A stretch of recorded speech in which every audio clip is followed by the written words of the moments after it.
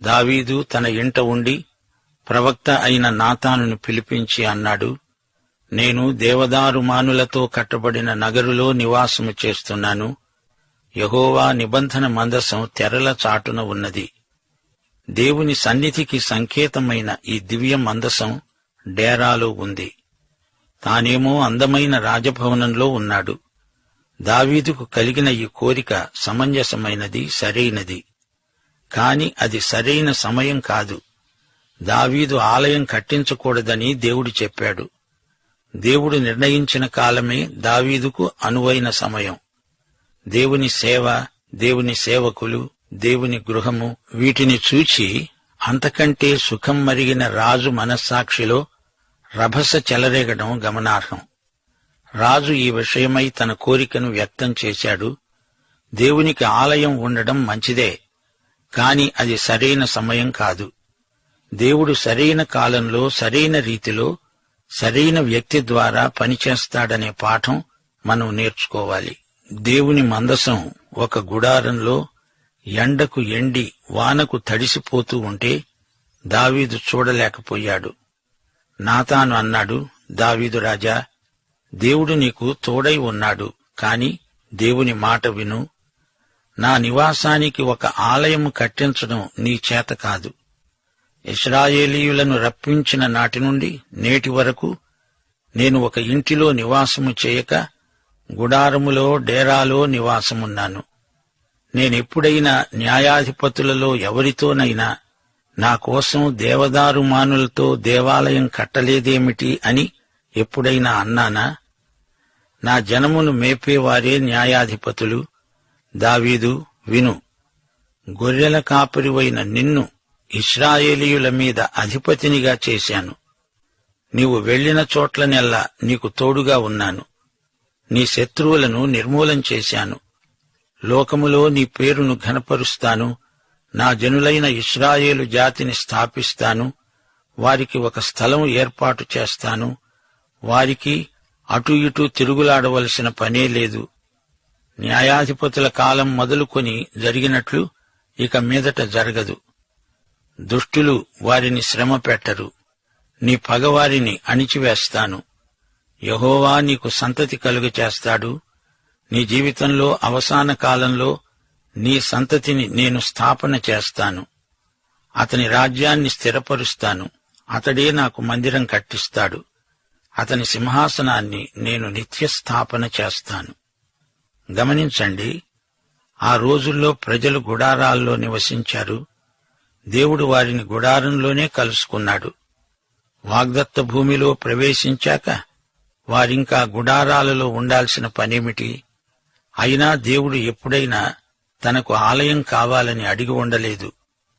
దావీదు తన పూర్వస్థితి మరచిపోకూడదు. అతడొకప్పుడు గొర్రెలు కాచుకునే పిల్లవాడు. ఇప్పుడతడు గొప్ప రాజు. దేవుడే అతణ్ణి అధికార శిఖరమెక్కించాడు. ఇశ్రాయేలీయులు ఒక జాతిగా వాగ్దత్త భూమిలో స్థిరపడతారు. శాంతి సౌభాగ్యములు అనుభవిస్తారు. ఇది దేవుని వాగ్దానం. అయితే వారు ఆయన వైపునకు పూర్తిగా మరలి రావాలి.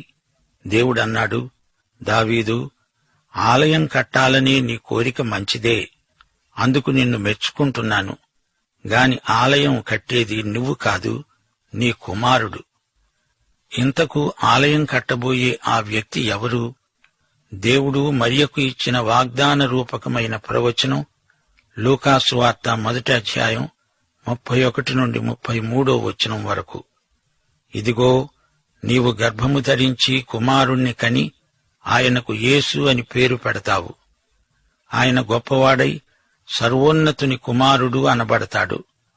ప్రభువైన దేవుడు ఆయన తండ్రి అయిన దావీదు సింహాసనమును ఆయనకిస్తాడు.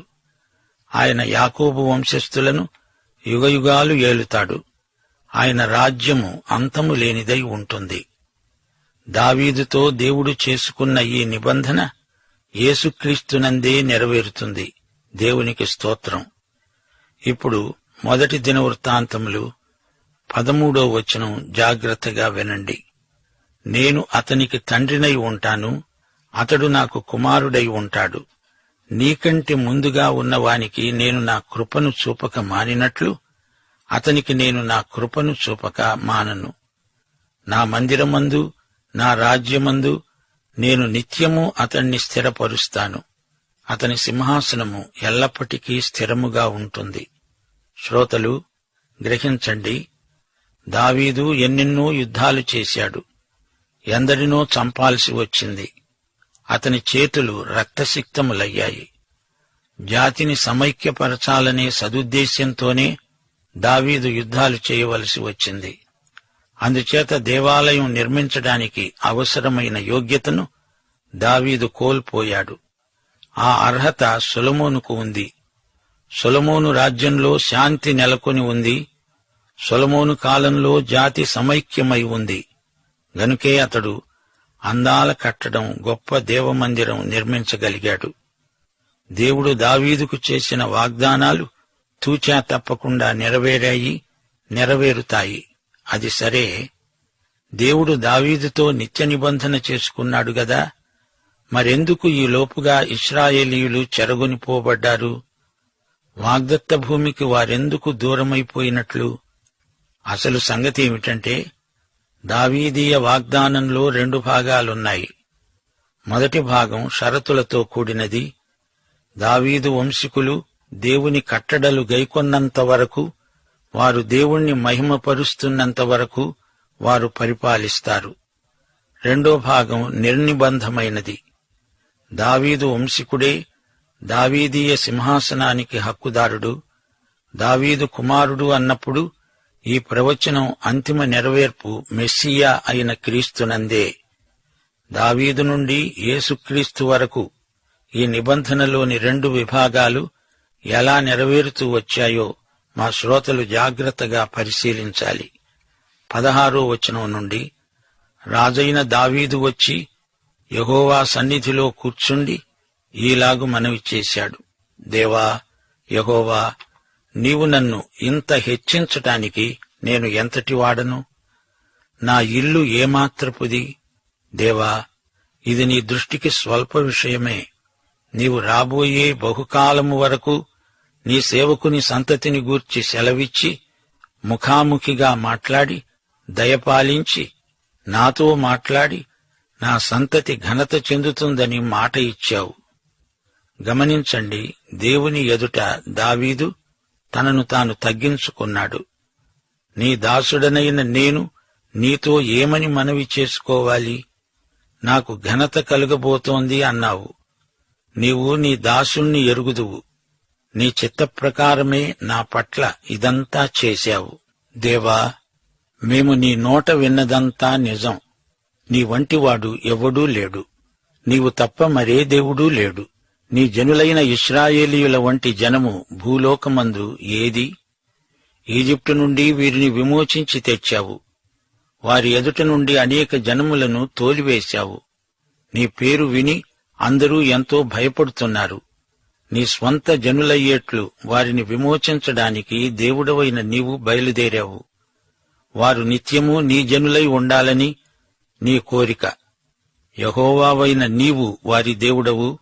నీ దాసుని గూర్చి అతని సంతతిని గూర్చి నీవు సెలవిచ్చిన మాట నిత్యము స్థిరమగునుగాక. యెహోవా సైన్యములకు అధిపతి, ఇశ్రాయేలీయులకు దేవుడు అని నీవన్న మాట నిత్యము స్థిరపరచబడునుగాక. నీ పేరు ఎన్నటికిని ఘనపరచబడునుగాక. నీ దాసునికి మనోధైర్యము కలిగి విన్నపం చేస్తున్నాడు.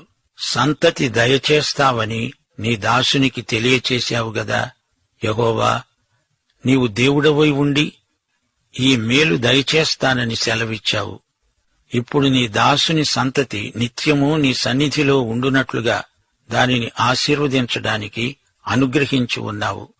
యెహోవా, నీవు ఆశీర్వదించిన ఎడల అది ఎన్నటికీ ఆశీర్వదించబడే ఉంటుంది.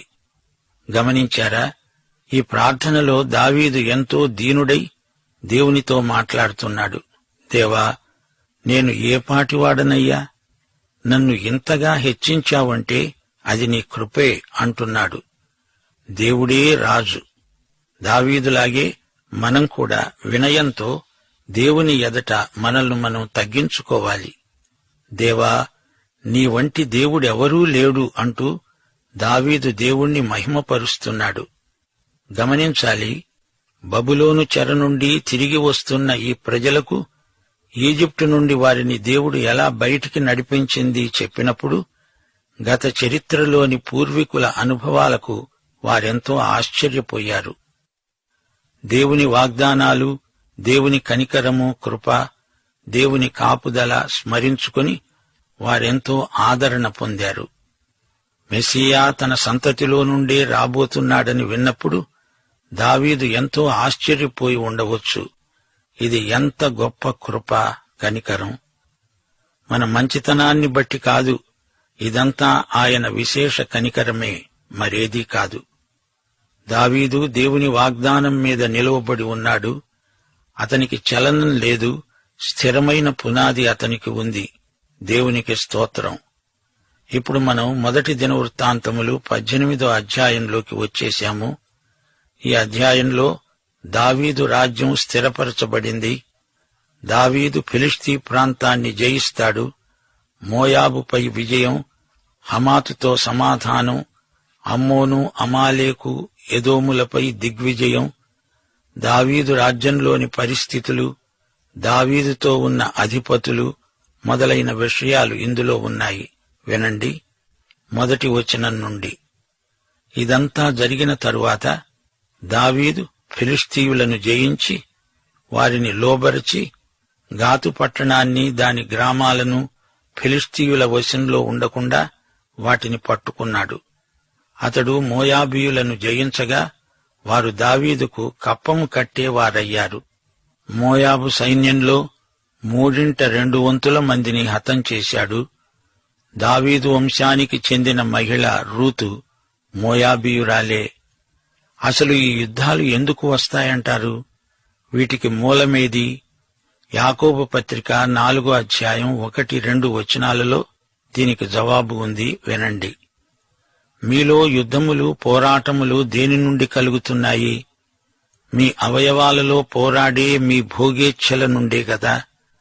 మీరు ఆశిస్తున్నారు కాని మీకు దొరకటం లేదు. నరహత్య చేస్తారు, మత్సరపడతారు, గాని సంపాదించుకోలేరు.